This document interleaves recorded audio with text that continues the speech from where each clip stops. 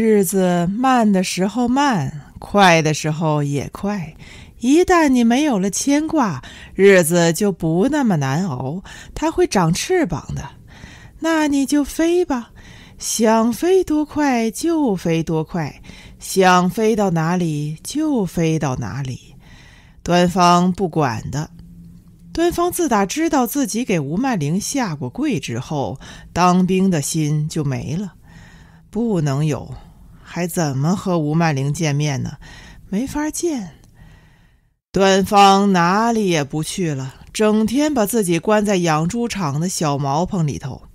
闷是闷了点儿，可有一点好，他不用担心遇上吴曼玲了。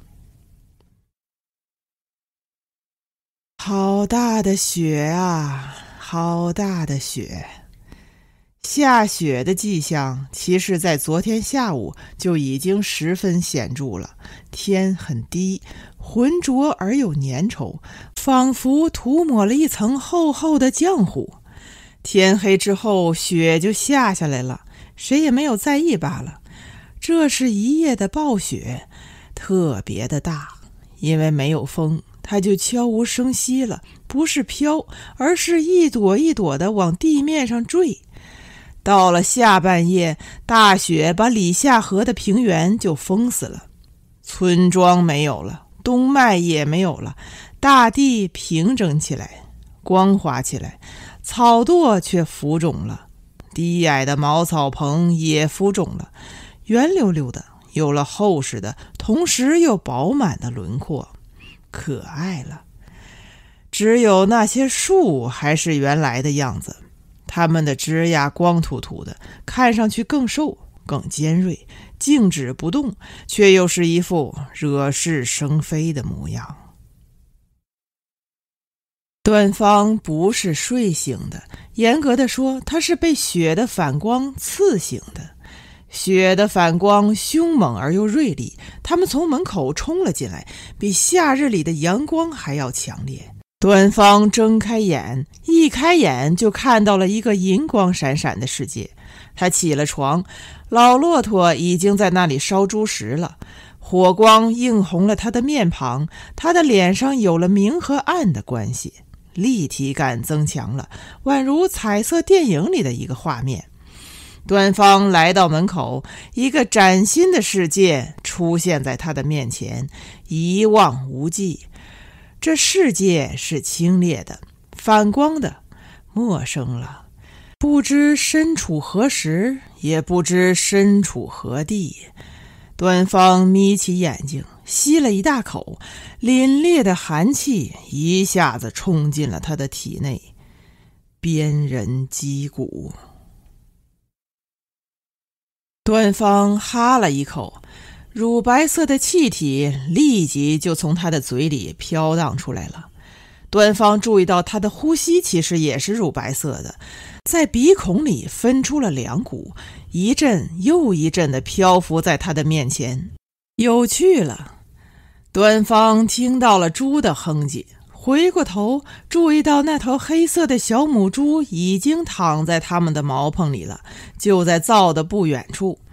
这头黑母猪早就不是新娘子了，她已经怀孕多时，肚子早就挺起来了，一定是老骆驼半夜里起来了，把她请到了屋里。这会儿她很幸福，十分祥和的在那里怀孕。小母猪带来了浓重的气味，是家畜的气味，再加上稻草，再加上煮烂了的猪食，茅棚里的空气就格外的复杂了，浑厚污浊，可不算难闻，相反其乐融融了。端方看了一眼老骆驼那一张铜红色的脸，小茅棚里的气氛美妙了，人像是被什么东西包裹住了，有一种富足的劲头，还有些温馨，是衣食不愁的样子，是热火朝天的样子，在这样的雪天里格外的好了。看见端方起床了，老骆驼拿来了2只老玉米棒子，放在锅膛里烤。只是一会儿，老玉米的芬芳洋溢出来了，荡漾了，弥漫了小小的毛蓬。老骆驼烤好了老玉米，瓮声瓮气地说：端方，路不好走，别回家吃早饭了，吃2个棒头填填肚子吧。端方听得出来，老骆驼这是巴结自己了，他担心端方把黑母猪轰出去。端方懂得他的心思，这个老骆驼为了猪，他放得下自己的脸的。端方把黑乎乎的老玉米棒头接过来，坐在门槛上，把老玉米放在门槛上敲敲，热烫烫的啃了起来。啃2口有些渴，随手抓起一把血捂到了嘴里，就等于是喝上了。端方一边啃一边喝，这顿早饭还就是不错呢，有滋有味了。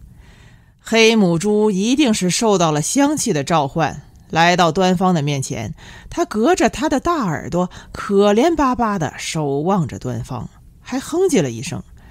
临了，端方掰了几颗玉米粒放在掌心里，黑母猪就把它舔走了。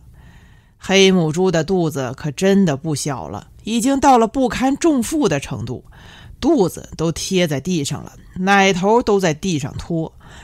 端方眨巴了一通眼睛，想起来了，他配种已经有些日子了，想来没几天就要生了，该不会生下一大窝子小骆驼吧？应该不会的。不远处的猪圈里，所有的猪都在叫，它们一定是饿了又冷，叫出来的声音和平时的就不太一样，有些瑟瑟抖抖的。老骆驼可是不紧不慢，他烧好了猪食和热水，拿过桶开始配猪食了。配完了，再把手伸到猪食里去，用力搅拌，这一来冷和热就均匀了。端方回过头看了满地的积雪，站起来了，他接过老骆驼手上的大勺子，说：地上滑，你歇着吧，今天我来。老骆驼倒也没有客气，他的手上滴着水，只能用袖口擦了一把鼻涕，笑着说：拿人家的手短，吃人家的嘴短，你吃了我的棒头，该你了。冰天雪地的，天却放晴了，太阳升起了，大地上的积雪分外的明亮，微微还有些酡红，千娇百媚了。还是毛主席说得好，这可叫红装素裹了吧。端方挑着2只大桶，嘴里头冒着热气，一个猪圈一个猪圈的跑。猪圈的这一侧他已经很长时间不来了，可以说是在刻意回避。他在回避红旗吃屎的地方，其实说到底还是在回避自己心头的痛。红旗吃屎的地方总是在提醒端方，你是给吴曼玲下过跪磕过头的人。端方的自尊心就是在那一天死掉的，别人不知道，端方自己是知道的。他的自尊心早就喂了狗了，他的自尊心早就吃了屎了，他的自尊心没了，一点不剩，不堪回首。端方现在最怕的事情就是和吴曼玲见面，不知道吴曼玲在心里怎样的鄙视他。一想起这个，端方的心就流血。这个怨不得别人，是端方自己给自己捅了一刀子。吴曼玲不是别的，她现在是一面镜子，端方在镜子里只是一滩屎，是狗屎、猪屎、鸡屎，是眼屎、鼻屎、耳屎。你这样的人还想当兵去？算了吧，养猪吧。远方突然传来了鞭炮的爆炸声，是双响的，在雪后晴朗而又湛蓝的天空里，咚的一声，有些闷，但随即哒的一声，清脆了。这只是开了一个头，接下来的爆炸声就此起彼伏，严寒的空气温暖起来，凭空就有了欢庆。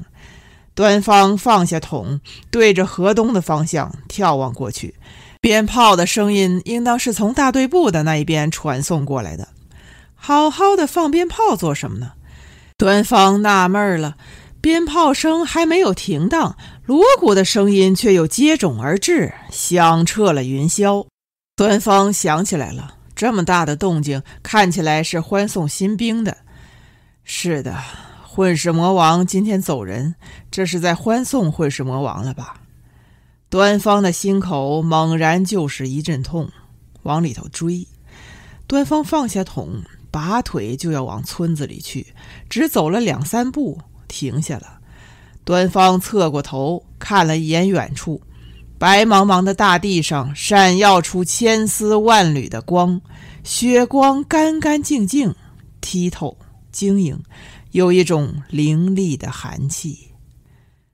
端方站在那里扶着扁担，突然间就百感交集了。其实他的心里头空无一物，心如止水了。这是一种矛盾的局面，不好说。不好说，那就不说它了吧。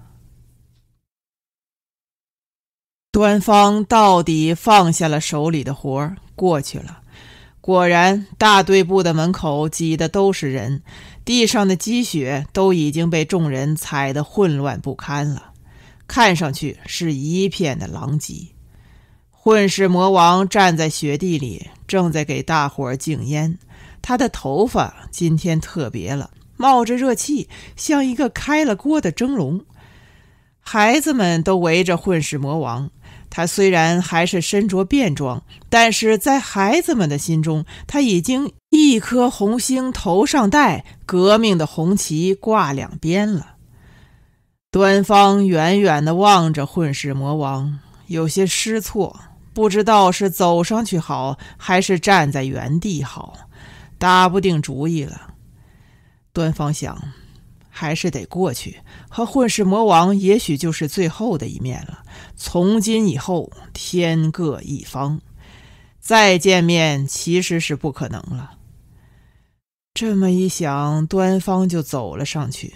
因为村里的干部都在，吴曼玲也在，端方硬着头皮绕到混世魔王的背后，在他的肩膀上拍了一巴掌。混世魔王转过身，混世魔王只看了端方一眼，目光就让开了，掏出香烟，是最后的一根了。混世魔王敬上了，想给端方点，可手在抖，火柴怎么也划不着。端方从混世魔王的手上把火柴接过来，点好了，吸了一大口，慢慢的嘘出去，有点像电影上的火车头了。端方把手里的香烟掉了一个个，递到混世魔王的手上，也算是敬他了。混世魔王接过来，同样吸了一大口，手在抖，烟在抖，嘴唇撇了一下，想说什么，眼圈却红了。端方立即伸出巴掌，在他的肩膀上又拍一巴掌，有些意犹未尽，就再拍了一巴掌，很重，一切尽在不言中了。两个人都没有话，就那么交换着手里的烟，你一口我一口，旁若无人了。四周安静下来了，一起看着他们，他们在那里抽。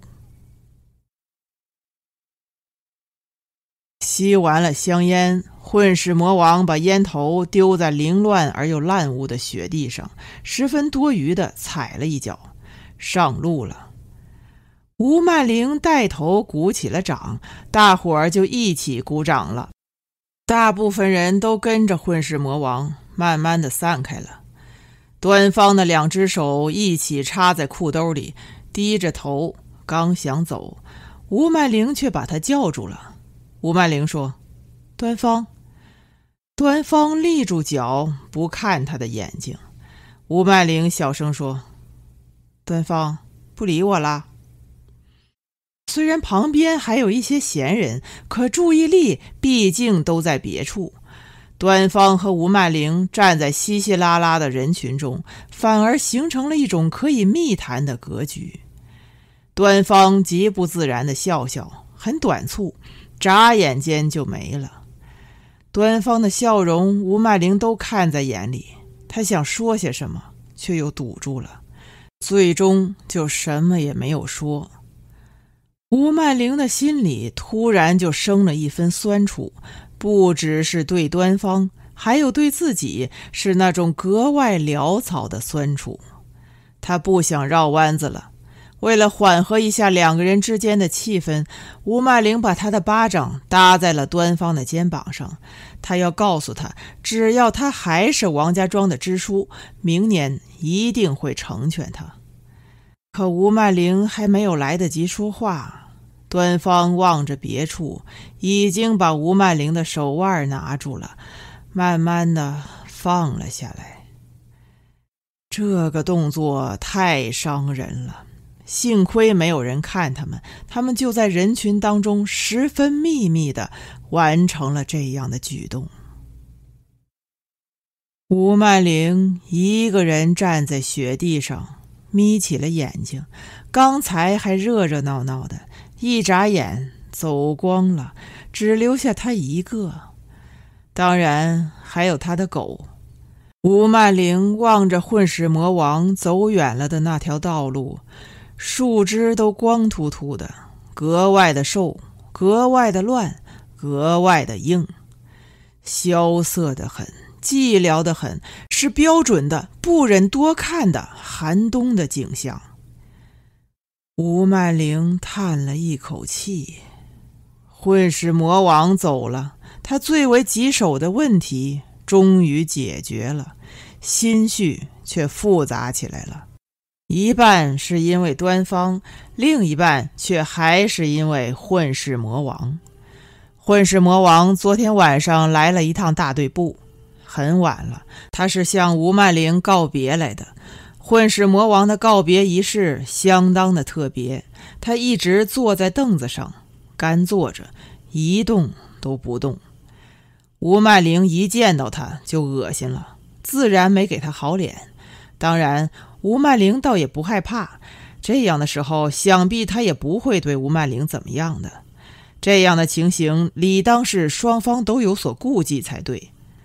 他们就这样坐着，吴曼玲是知道的，只要把这会儿熬过去，她这一辈子就再也看不到这张脸了，熬1分钟就少1分钟。就这么枯坐了1个钟头，混世魔王终于耐不住了，站起了身子，他一步一步地往吴曼玲的这边走。吴曼玲的心口拎了一下，也站起来了。混世魔王一直走到吴曼玲的跟前，把她的脸凑了上去，慢慢地对着吴曼玲的脸凑了上去。吴曼玲到底鼓足了勇气，深深地吸了一口气，卡出了一口痰，哆的一声吐在了混世魔王的脸上。吴曼玲的痰挂在混世魔王的眉心上，再往下淌。混世魔王没有躲，也没有擦，任凭那口痰沿着自己的鼻梁往下淌。混世魔王说：“曼玲，谢谢了，我一直在等着你啐我这一口。”吴曼玲站在雪地里，混世魔王已经无影无踪了。他抬起自己的手望着他，他想起了端方刚才的举动。端方的举动比起他的那一口唾沫，实在也差不到哪里。入了冬以来，沈翠珍总是头疼，偏在一侧，大部分都在左边。要说有多疼，那也说不上，可是总也好不了。白天倒也就算了，沈翠珍最受不了的还是在夜间。夜间的疼痛剧烈了，这一来沈翠珍的觉就再也没法睡，偶尔睡着了全是梦，老是梦见端方小的时候，老是梦见端方他爹活着的时候，活灵活现的。这样的梦不可以对王存良说，再有度量的男将也听不得这样的梦。怎么说呢？沈翠珍倒是去合作医疗找过兴隆，兴隆拨弄着他的脑袋，这里摁一下，那里敲一下，也没有看出什么头绪。兴隆就说了，没事的，疼得厉害了就吃吃药，实在扛不住了就打打针。沈翠珍没有打针，药可是吃的不少，一点功效都没有，还是疼。这一天的一大早一直刮着东北风，沈翠珍却把端方和端正喊上了，她要带着他们回一趟娘家，也就是大丰县白居镇的东坛村。怎么突然来了这一番的举动的呢？沈翠珍做了一个极其不好的梦，她又梦见端方他爹了。端方他爹在沈翠珍的梦里很不高兴，说：翠珍呐，你多少日子不回来了，你也回来看看我噻。他这是抱怨了。沈翠珍惊出了一身的汗，在被窝里头掐了一番指头，有日子没回去了。是的，有日子了。沈翠珍到底不同于一般的女人，她哪里是不想回去，她是怕。这里头有不堪回首的一面，没有做过寡妇的女人怎么说也体会不到这一层。这里的冷暖不说也罢了。沈翠珍惊醒了，躺在床上再也睡不成了，就想好好的哭一回。一听到王存良的呼噜，只好在枕头上悄悄地抹了几回眼泪。做过寡妇的女人就是这样，她们的枕头复杂了。当天夜里，沈翠珍就十分清晰地找到了自己的病根，是端方他爹在念叨自己了。鬼一旦念叨谁，谁的头就疼，这个道理谁还不懂呢？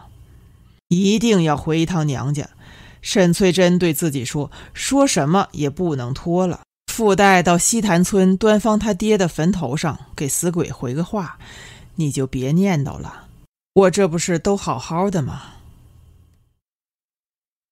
兴化县中堡镇王家庄离大丰县白居镇东坛村其实也就是5-60里的距离，并不远。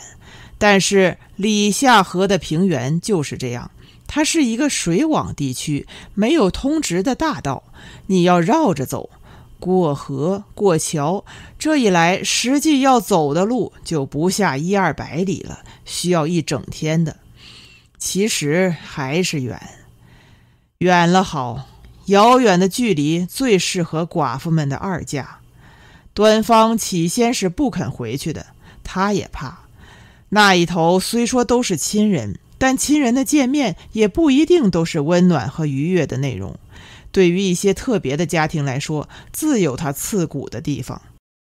这里头是非常矛盾的，一方面他和东坛村亲，另外一方面东坛村又让他别扭。端方从小到大都是在乡亲们的照应之中长大的，这一来满村子就都是他的恩人了，随便拉出一个，只要有一根鸡巴就是他的亲爹，只要有2个奶子就是他的亲妈。端方至死也不能忘记离开东坛村的那个上午，母亲一直逼着他磕头，见人就磕。小小的端方不知道自己亏欠了这个世界什么，这一笔债务要到哪一天才能还得清？对自己的故乡，端方的心情只能用一个词语来概括：敬而远之。端方不想受这样的罪，母亲这一回却没有依他，连拽带拉，拉起来就上路了。沈翠珍因为走得匆忙，也没有带什么像样的礼物，只是到王家庄小学找了一回端正的老师。老师们每个月都拿现钱，手头上到底宽裕一些，就厚着脸皮借了5块，回门去了。东坛村也无非就是这样，除了人们说话的口音有一些别致的地方，剩下来的几乎就是王家庄的另一个翻版。几棵树，几间低矮的草房子，中间有一些人。来到东坛村的时候，天已经擦黑了。沈翠珍走进自己的娘家，在小油灯的下面见到了自己的母亲。这么多年没见了，老母亲早已是风烛残年，老的都皱起来了，干瘪的只剩下一小把能拎起来。沈翠珍只看了一眼，刹那间心如刀绞，快步上去，跪在了母亲的脚边。老母亲吓了一大跳，没认出来。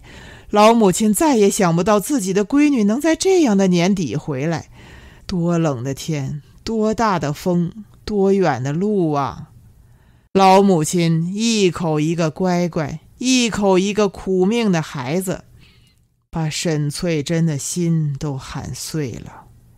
嫁出去的姑娘，泼出去的水，说说罢了，哪里能那样轻巧？母女总归是血肉相连的，有说不出口的温暖和苍凉。利用这样的空隙，端方和小舅舅、小舅母打了一遍招呼，是久别重逢的热乎，却也怎么也摆脱不了西黄。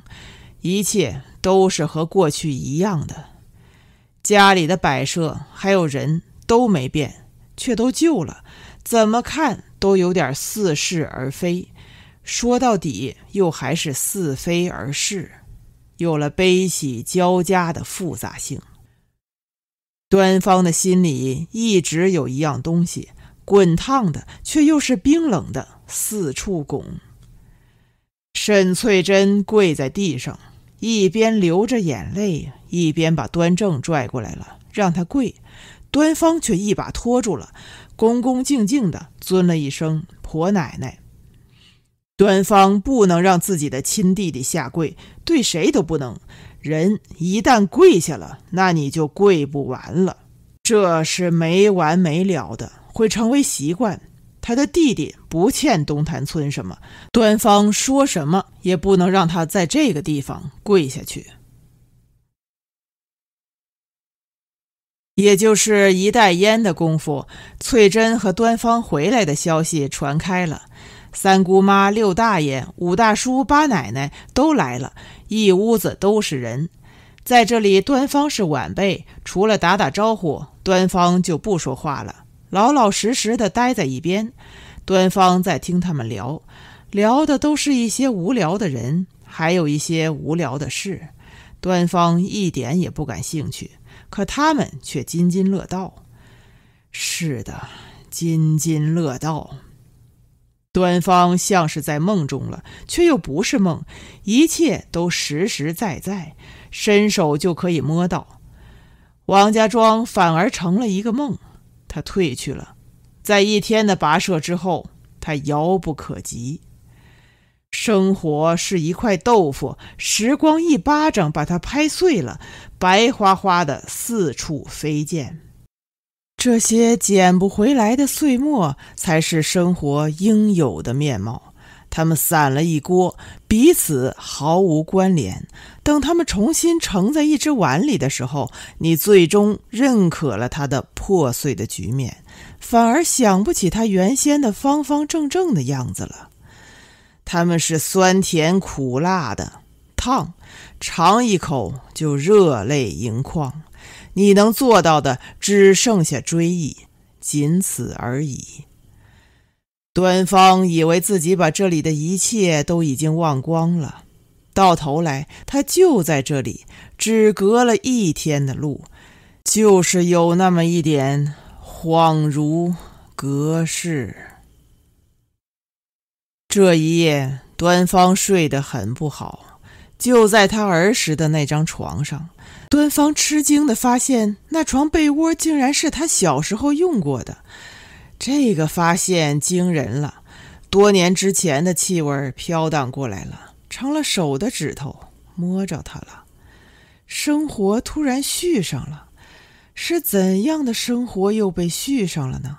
续在哪儿了呢？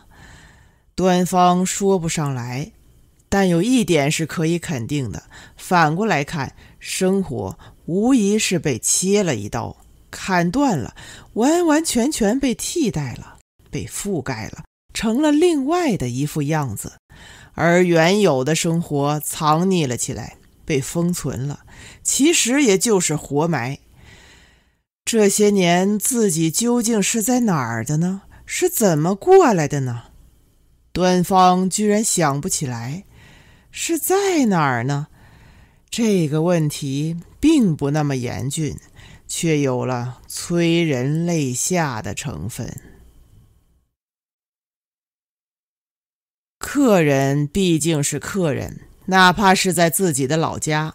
第二天的一大早，端方就被沈翠珍叫起来了，还得上路。是啊，还得上路。端方想起来了，这里只是东潭村，他们还要向西潭村在等着他们呢。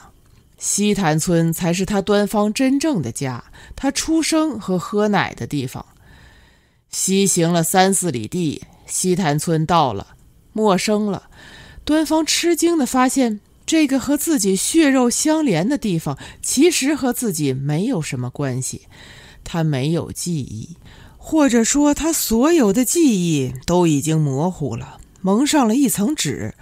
恍恍惚惚的刚刚来到自己的家，颤颤巍巍的爷爷和奶奶一把就把弟兄2个搂紧了，有些活受罪。端正想挣脱，又挣脱不开。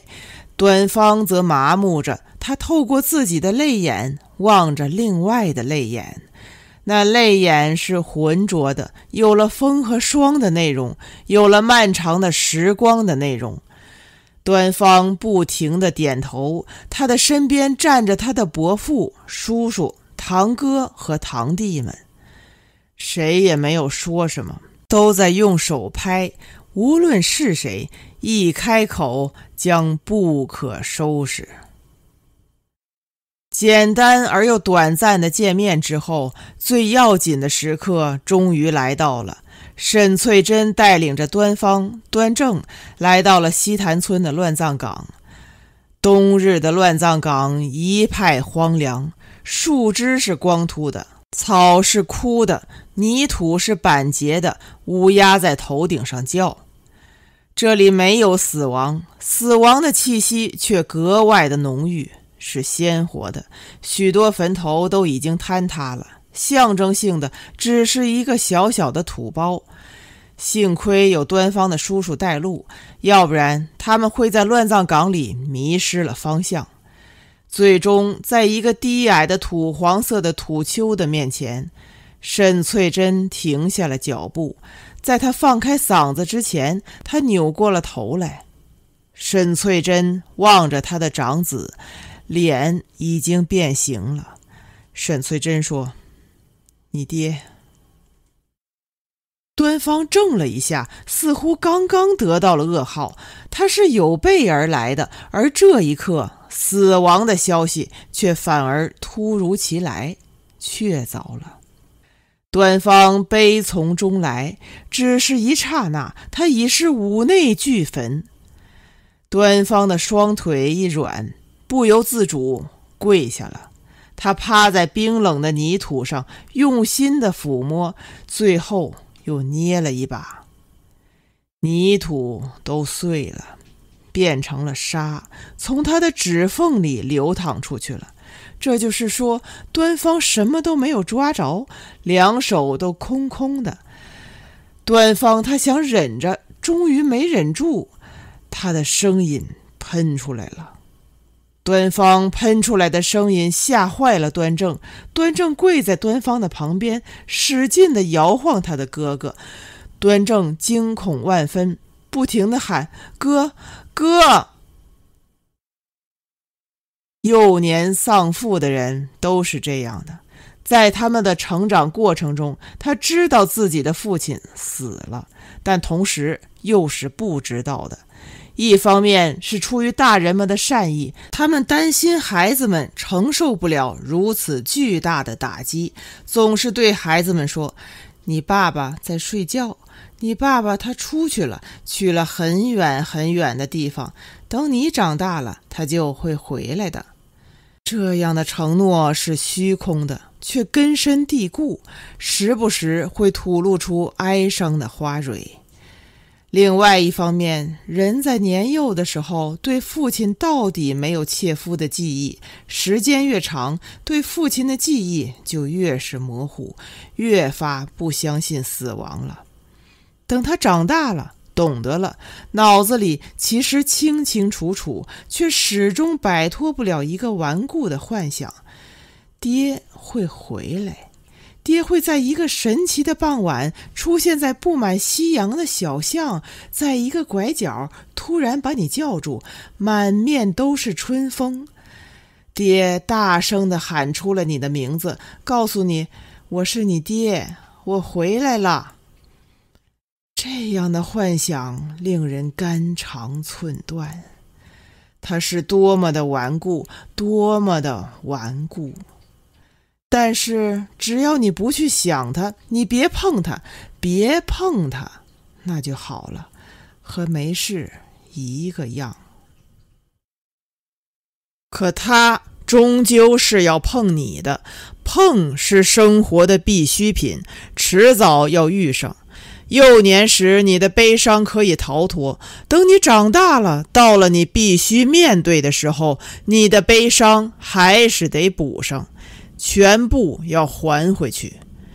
端方趴在爹爹的坟头上，隐藏的极深的幻想破灭了，坟墓在这里作证。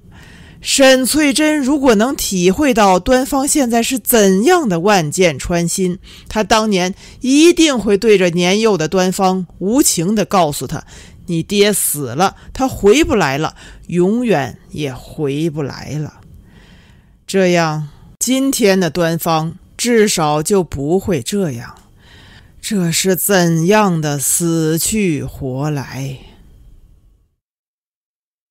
悲伤对体力的消耗是惊人的。端方想不到，哭完了，端方的体内居然再也没有了一丝的力气，整个人都软了，抽了筋一样，爬不起来，只能坐在地上发呆。天寒地冻，屁股底下很冷，风也起来了，削得人的脸上疼。是端方的叔叔把端方从地上扶起来的。端方这才看见了母亲还在一边呢，母亲也在发呆，他的目光全散了，却聚精会神，是看什么的样子，是什么也没看的样子，是想什么的样子，是什么也没想的样子。母亲突然倒提了一口气，像抽风了。端方走上去扶住他，母亲似乎不想站起来，屁股再往地上赖。这一赖，母亲又哭了，却哭不动，眼泪也没有了。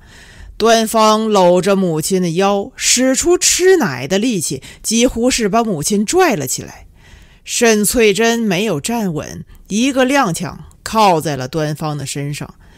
风把母亲的头发撩起来了，她的头发已经花白了。端方从来没有这样近距离地端详过母亲的头发，突然发现母亲也老了。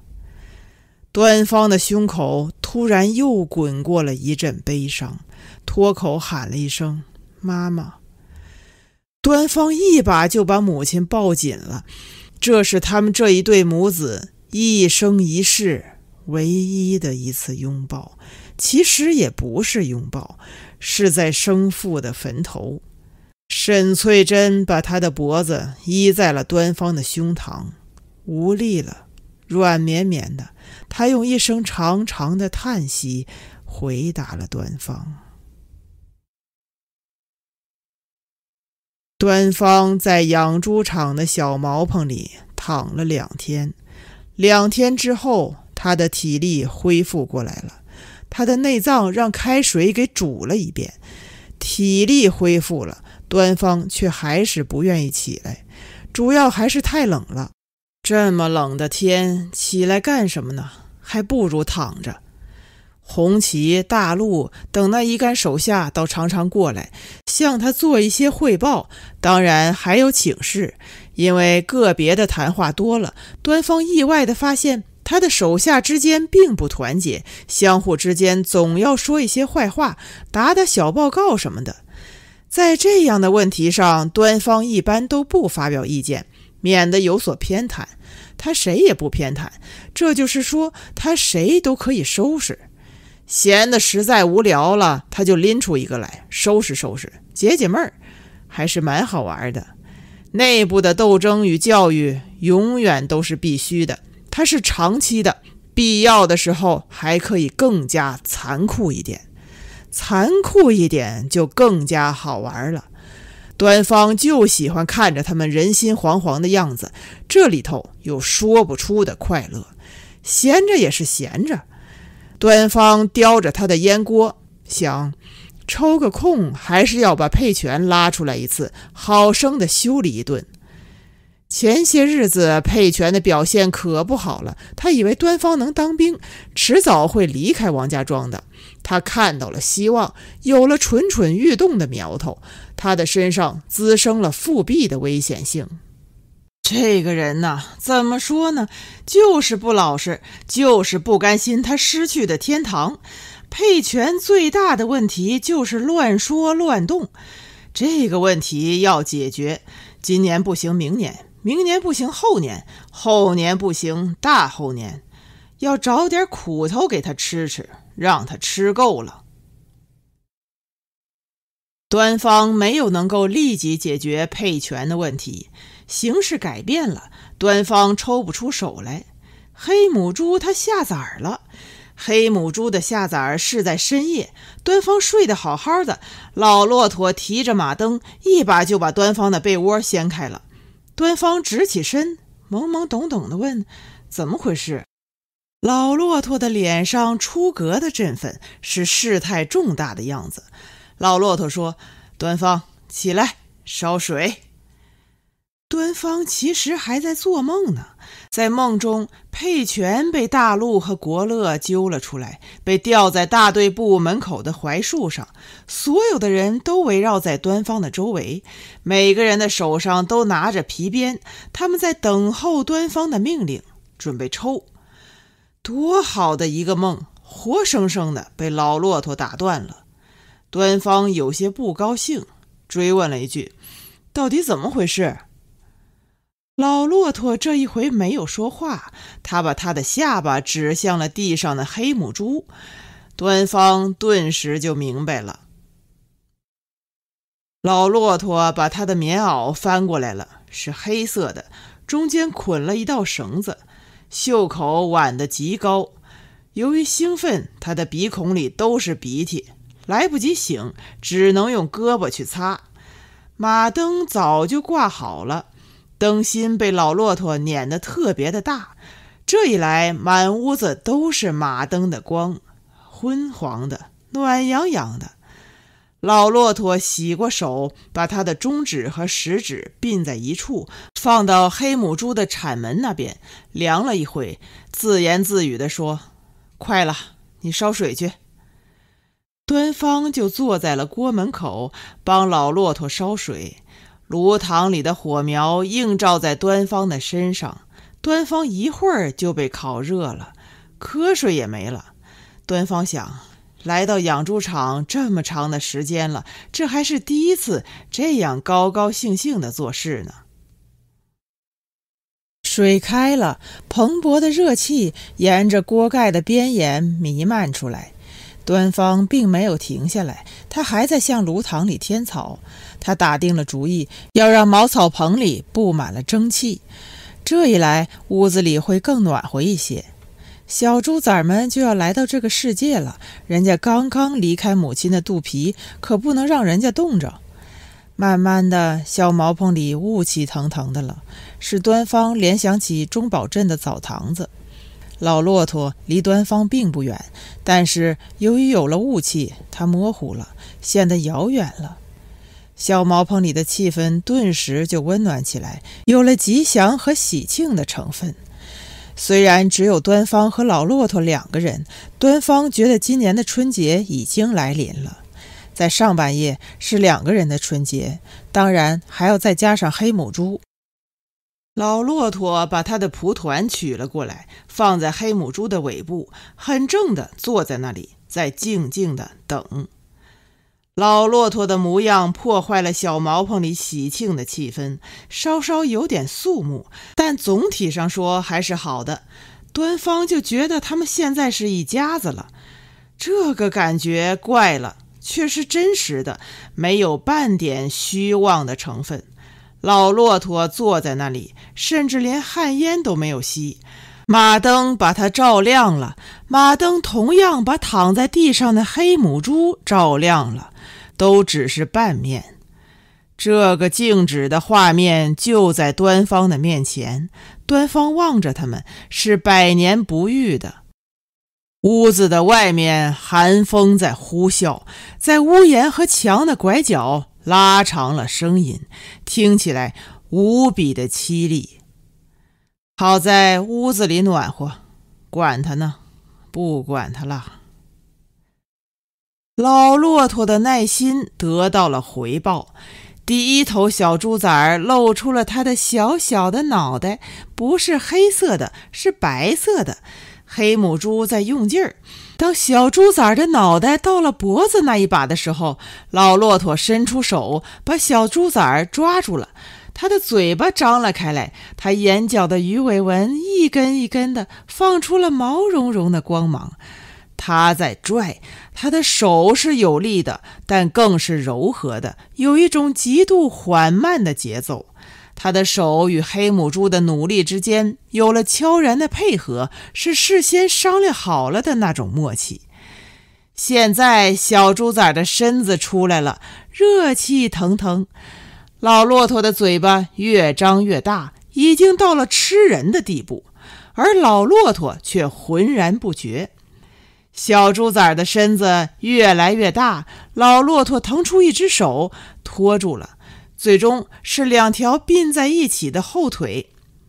老骆驼轻轻的一拉，第一只小小的猪崽就诞生在老骆驼的掌心了。老骆驼悄悄地把这只头生的小白猪放在了稻草上，轻轻地拨开了它的胎衣，用稻草擦了又擦。老骆驼望着它，无声地笑了。他的目光是那样的和蔼，简直就是慈祥。老骆驼拨了一下小白猪的腹部，看见了，是一条小公猪。老骆驼说：“还是你有福气啊，是大哥哥，你有福气。水，端方，水。”端方掉过头，匆匆打好了热水，端给了老骆驼。老骆驼拿起抹布，把手伸进了水里，他要好好的给小猪崽擦一个热水澡呢。可老骆驼突然就是一声尖叫，端方吓了一跳，黑母猪也吓了一跳。再看老骆驼的手，他手上的皮肤变起了细法，浮起来了，像一个气球，越吹越大，最终变成了一个巨大无比的水泡，半透明的，直晃。端方这才明白过来，他端过来的水是滚开的，还没有兑凉水呢。老骆驼疼得直哈气，端方惭愧以及，内疚的要命。老骆驼说：“没事的，给我送点凉水过来。”老骆驼把他的手浸在了凉水里，用凉水浸。老骆驼说：“端方呐，幸亏我没有莽撞，要不然小哥哥的命可就没了。”老骆驼拧起了眉头说：“疼，实在是太疼了。”端方只好把他扶到了一边，点了一袋烟送到老骆驼的嘴里去了。老骆驼让开了，端方说：“实在是对不起。”老骆驼说：“没事。”就这么歇了一些功夫，老骆驼的那阵钻心的疼还没有过去呢，黑母猪的屁股上又有了新情况了。端方不好意思地说：“要不我来吧。”老骆驼摇了摇头，也没有给端方面子，说：“不放心你。”这个夜晚漫长了，可以说是端方最为漫长的一个夜晚。可是从某种意义上说，又是极为迅速的一个夜晚。黑母猪生一只歇一下，再生一只再歇一下，总共产下了16头小猪。茅棚里生气盎然了，这一群小东西有意思了，是一窝杂种。端方数了一下，6只黑色的，7只白色的，剩下来的3只则是黑白相间的，是花猪。最可爱的恰恰就是最后的这一只小花猪了，它的个头比起前面的哥哥姐姐要小了一圈，也不那么精神，是那种奄奄一息的样子。老骆驼把它洗干净了，擦干净了，想把它搂在自己的怀里，终于不方便，就把它送到端方的怀里了。端方有点不情愿，可一看到老骆驼的手，不好意思了，还是接过来了。起初还有些别扭，后来也就好了。老骆驼说：“端方，你记住了，最后的这一只10有8九都是死，弄不好老母猪就会把它吃了。”端方瞪大了眼睛，不相信，母猪怎么会吃自己的孩子呢？老骆驼说：“老天爷就是这么安排的。母猪刚刚下完了崽儿，它的身子亏，为了这一大群的孩子，它可要营养营养呢。”老骆驼说：“端方呢，能把最后的这一只小猪崽儿救活了，保存下来，你才能告诉别人你会养猪。回头你熬一锅粥，我来喂它。”端方说：“还是让它吃奶吧，它哪里不会吃？”老骆驼笑了。老骆驼说：“他会吃，可他争不过人家。你以为叼到一个奶头容易吗？不容易，得抢。”端方望着怀里的小花猪，他被老骆驼洗得干干净净的，满脸都是皱纹，凭空就有了苍老的气息。他紧闭着眼睛，瘦的只有一点点，不停地抖。可怜了，可爱了，端方对他充满了万般的怜惜。端方抬起头，这才发现老骆驼的手已经没有样子了，巨大的水泡掉在他的手上，眼看着就要掉下来，一阵风都可以吹破的。端方愈加不知道说什么好了。这时候天已经亮了，门缝里透过来一抹曙色，有4、5条。端方出人意料地立下了保证。端方对老骆驼说：“老菜籽儿，你放心，